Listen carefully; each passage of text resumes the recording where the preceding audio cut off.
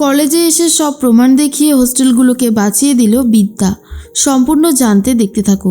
গল্পের শুরুতেই দেখা যায় বিদ্যা ঘরের মধ্যে নিজেকে আটকে নিয়েছে, আর অন্যদিকে রিতকে পাঠিয়ে দিয়েছে রাজদেব চ্যাটার্জির চেম্বারে, যেখানে রাজদেব চ্যাটার্জির থেকে সমস্ত ফাইলগুলো সরিয়ে আনবে রিত। আর এর মধ্যেই বাড়ির সবাই মিলে এসে ডাকাডাকি শুরু করে বিদ্যাকে, আর বলে কতটা সেজেছো দেখি, এবার অন্তত বেরো। কিন্তু বিদ্যা কোনোভাবেই বেরোতে চায় না। তারপরে দরজা ঠকঠক করতে থাকে ফাগুন, আর বলে কিরে দরজাটা খোল, আমি ফাগুন। এরপরে বিদ্যা বলে ফাগুন তুই এখানে? ফাগুন তখন বলে তুই তো আমার বিয়ের দিন আমাকে খুব সুন্দর করে সাজিয়ে দিয়েছিলিস, তাই আমিও চলে এসেছি তোকে খুব সুন্দর করে সাজাতে। এরপর দরজাটা খোল, দরজা না খুললে তোকে সাজাবো কি করে? বিদ্যা বলে আমি নিজে নিজে সাজতে পারি, আর আমার হাজব্যান্ডও তো আছে, তুই এত চাপ নিচ্ছিস কেন? কিন্তু ফাগুন বলে তুই বা দরজাটা খুলছিস না কেন? অন্যদিকে চলে এসেছে তোরসা, আর বলে আজকে আমি দেখতে চাই ও ঠিক নিজেকে কেমনভাবে সাজায়। এই মেয়েটা ছোটবেলা থেকেই আমাদের শত্রু, আর ও বড় হয়েও দেখিয়ে দিল যে ও আমাদের শত্রুই আছে। সত্যি ও যে কী করে এই কাজটা করতে পারলো আমি জাস্ট ভাবতে পারছি না। তখনই তোরসা বলে আচ্ছা ওকেই আপনি আপনার ছেলের বউ হিসেবে মেনে নিলেন? ত্রিধা তখন বলে দেখুন আমি আর আপনি মেনে নেওয়ার কে, স্বয়ং ভগবান যেটা লিখে পাঠিয়েছেন সেটাই তো হবে। তখনই রাজদেব চ্যাটার্জি বলে এসব কথা থাক, ওকে আগে বের হতে বলো, অনেকটা সময় হয়ে গেছে ও বেরোচ্ছে না কেন? এরপরই দরজা অতিরিক্ত ঠোকাঠুকি শুরু করে দেয়। তার মধ্যে রাজরিতকে ফোন করে বিদ্যা। রাজরিত গাড়ি চালাতে থাকে আর ফোনটা রিসিভ করে। বিদ্যা বলে আপনি কোথায় রয়েছেন, তাড়াতাড়ি আসুন, এদিকে যে দরজা ভাঙার উপদ্রব শুরু হয়েছে। তখন রাজরিত বলে এই তো চলে এসেছে আর একটুখানি। এর মধ্যেই এত জ্বালাতন শুরু করে বিদ্যা বাধ্য হয়ে দরজাটা খুলে দেয়। ফাগুন তখন বলে দেখি দেখি, এই তুই তো কিছুই সাজিসনি রে, এতক্ষণ ঘরের মধ্যে কি করছিলিস? সৃঞ্জয়ীও তখন সেই একই কথা বলে। তখন বিদ্যা বলে সাজবো তো সাজবো।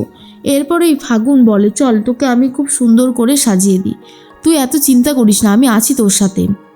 এর মধ্যেই দেখা যায় সৃঞ্জয়ীর সাথে রাজদেব চ্যাটার্জি আর কাশ্যপ ব্যানার্জি কথা বলে। রাজদেব চ্যাটার্জি বলে শোনো এই মেয়েটাকে কোনোভাবেই যেন এখন বেরোতে দেবে না, ওইদিকে যা করার আমরা করে নিচ্ছি, এদিকটা তোমরা সামলে নিও। এর মধ্যেই রাজরিতকে দেখার পরেই তখনই জিজ্ঞেস করে রাজদেব চ্যাটার্জি তুই কোথায় ছিলিস, তোকে তো ঘরে দেখলাম না। এরপর রাজরিত বলে আমি তো ঘরেই ছিলাম, কী যে বলো না।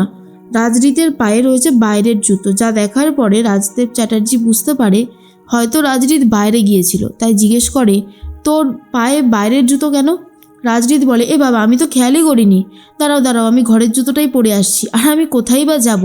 কিন্তু রাজদেব চ্যাটার্জির ক্ষণিকের জন্য সন্দেহ হলেও পরবর্তী সময়ে সেই সন্দেহকে আর পাত্তা দেয় না। আর এর মাঝখানে দেখা যায় কাশ্যপ ব্যানার্জি আর রাজদেব চ্যাটার্জি চলে যায় কলেজে, কারণ সেখানে আজকে একটা করবে হাঙ্গামা।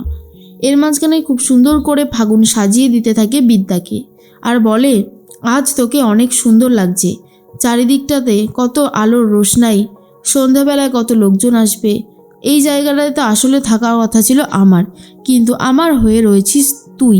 মাঝে মধ্যে ভাবছি তাই যে তুই আবার এগুলোকে সিরিয়াসলি মেনে নিবি না তো। এর মধ্যেই বিদ্যা বলে কি বলতে চাইছিস তুই? ফাগুন পুরোটা বুঝতে দেয় না, আসলে ফাগুন ভাবে এই সব কিছুই তো 36 ঘন্টার জন্য।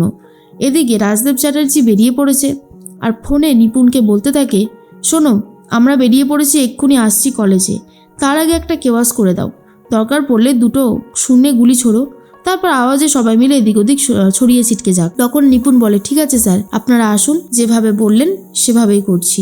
তার মাঝখানে দেখা যায় পঙ্কজ খাসনবিশের লোকরা ফোন করে আর বলে স্যার এদিকে কিন্তু একটা ঝামেলা হতে চলেছে, শূন্যে গুলি ছুড়বে বলে ঠিক করেছে নিপুণ, কারণ সেভাবেই ইনস্ট্রাকশন এসেছে, আপনি তাড়াতাড়ি আসুন স্যার। তখনই পঙ্কজ খাসনবিশ বলে চিন্তা করো না আমরা আছি। এই বলে তখন দেখা যায় নিপুণ সত্যি সত্যি দুটো গুলি ছোড়ে, আর আওয়াজে চারিদিকে এদিক ওদিক হতে থাকে। অন্যদিকে দেখা যায় প্রফেসর বিবির কাছেও খবরটা চলে যায়। প্রফেসর বিবি বলে আসছি, আমি এক্ষুনি কলেজে আসছি। রাজরিতকে বলে গাড়ি বের করতে পারবেন? রাজরিত বলে হ্যাঁ সে তো পারবই, কিন্তু সৃঞ্জয়ী তখন বলে তুমি কোথাও যাবে না, তোমাকে এখানেই থাকতে হবে। তখন বিদ্যা বলে কে আটকাবে আমাকে? আপনারা আমাকে আটকাতে পারবেন না, আমি এখান থেকে বেরোবই, দেখি আপনারা কি করে আমাকে আটকে রাখতে পারেন। এরপর এই প্রফেসর বিবি বলে আমি আজকে যাবই। ফাগুনকে এক ঠাস করে চড় মারে, কারণ ফাগুন আটকাতে চেয়েছিল প্রফেসর বিবিকে।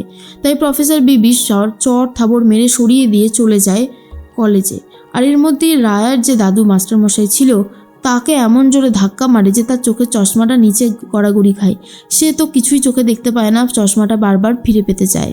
তখনই চলে এসেছে প্রফেসর বিবি, এসে চশমাটা দিয়ে দেয় মাস্টারমশাইকে। মাস্টারমশাই বলে, কলেজের শিক্ষা প্রতিষ্ঠানে কেন এরকম গুলিগোলা চলবে, এটাই তো আমার প্রশ্ন। তখনই প্রফেসর বিবিকে দেখে সবাই মিলে রীতিমতো ভয় পেয়ে যায়, বিশেষ করে শ্রাবণরা। এসে রীতিমতো নিপুণ বন্দুক ধরে আর বলে, আজ আপনি শেষ হয়ে যাবেন ম্যাডাম। বারবার করে আপনি এসে আটকাচ্ছেন।